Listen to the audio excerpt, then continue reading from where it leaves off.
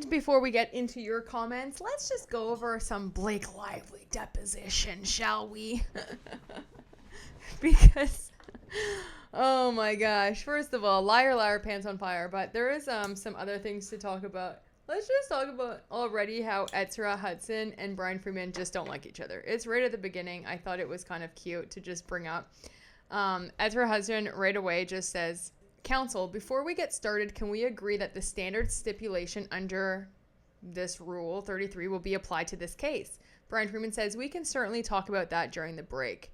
Ezra Hudson says, "Well, that's all objections except to the form of the questions are reserved for trial." Brian Freeman says, "I understand that. I'm happy to talk about it while we're off the record." Ezra Hudson says, "Well," Brian Freeman says, "I don't think it's going to be an issue." Ezra says, "Okay, we can agree though. That's what the rule will apply." Brian Freeman says, "We can definitely agree that we can talk about it for sure, but I want to talk to my co-counsel." Then Ezra says, "That's the rule that I'll be functioning under the course of the deposition, unless you disagree." He just says, "Okay." Like, well, I already told you that we're going to be talking about it on the break, okay? Like, what? Get out of here. And then they do say, like, straight after, she does say, "I also wanted to note for the record that per the protective order in this case, we're designating Miss Lively's entire deposition transcript and video, including all testimony and exhibits, as confidential." And that's kind of funny because then they didn't. I mean, they released that little, like, snippet of it, but the rest was completely confidential. And remember, she had a whole meltdown about it. And you don't have to look very hard to find out that she lied straight away when it says you agreed to play the role of Lily Bloom in It Ends With Us at the end of 2022. Is that correct? Blake says yes. Then they say, "Prior to that time, have you heard about the book with the same title?" She says, "Prior to agreeing?" "Yes." Then she says, yes, she did. That's very interesting.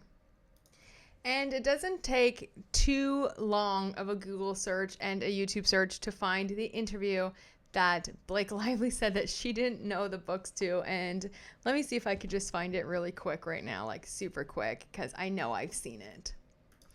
If you haven't watched this unhinged, complete, total train wreck of an interview with Blake Lively before, it's something, because she acts like she completely made the movie, and it's just an absolutely nutty thing. But right at the beginning,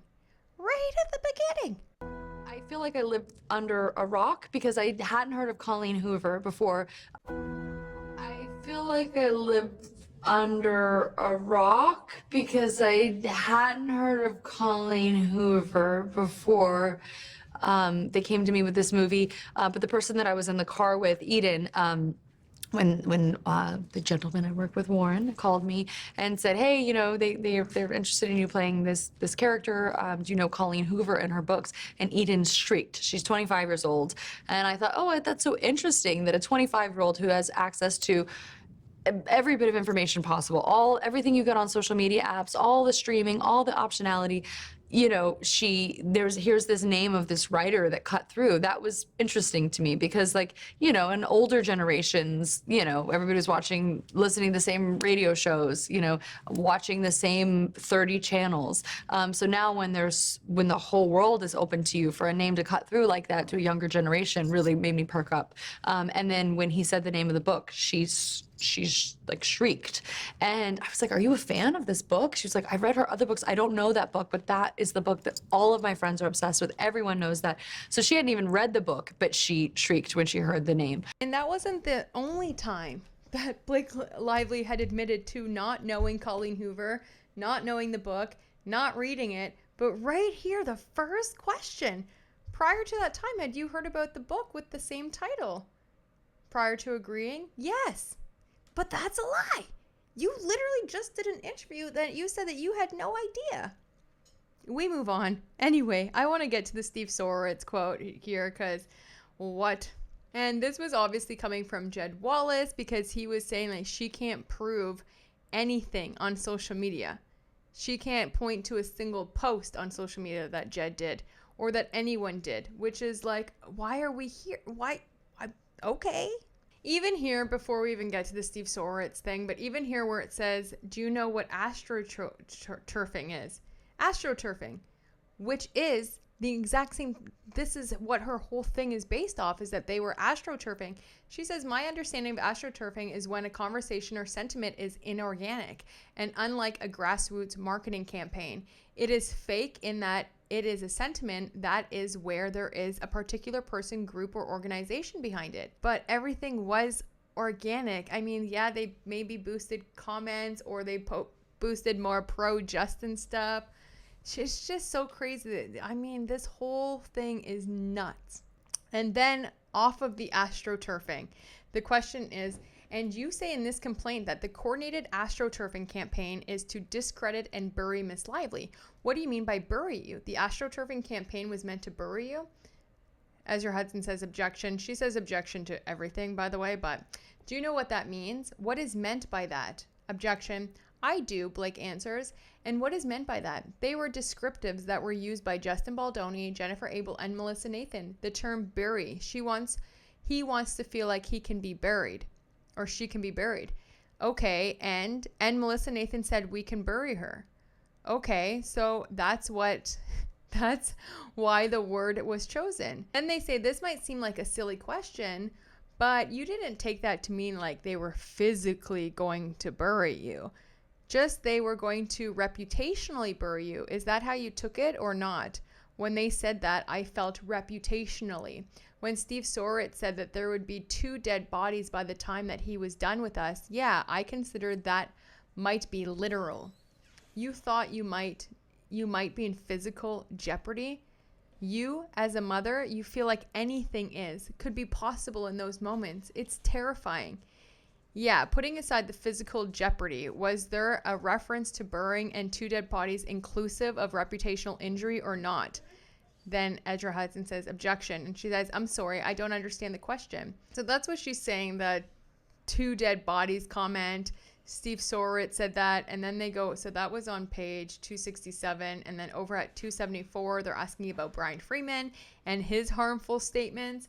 My understanding is that Mr. Freeman's harmful statement started as soon as the first case started, which would be mine, so of December 2024. Then they say, okay, the premiere of It Ends With Us, the film was on August 6th. Is that right? I don't know the exact date, but that sounds correct. You don't know the exact date? You don't know the exact date of the premiere? I'm done. I'm done with this. And let's just look quickly before we get to your comments. We're getting there. It's next.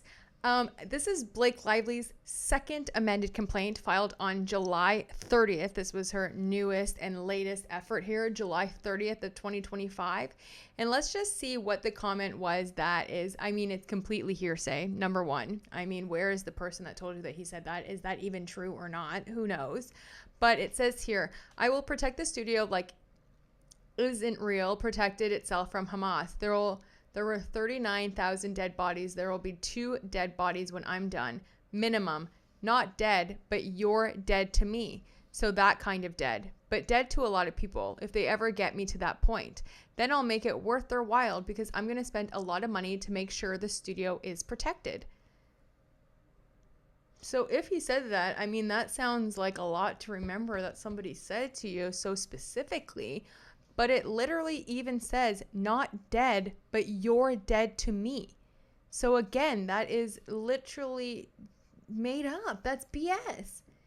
In her own amended complaint, it says, not dead, but you're dead to me. And then in her deposition talking about how she was so scared that he was going, okay.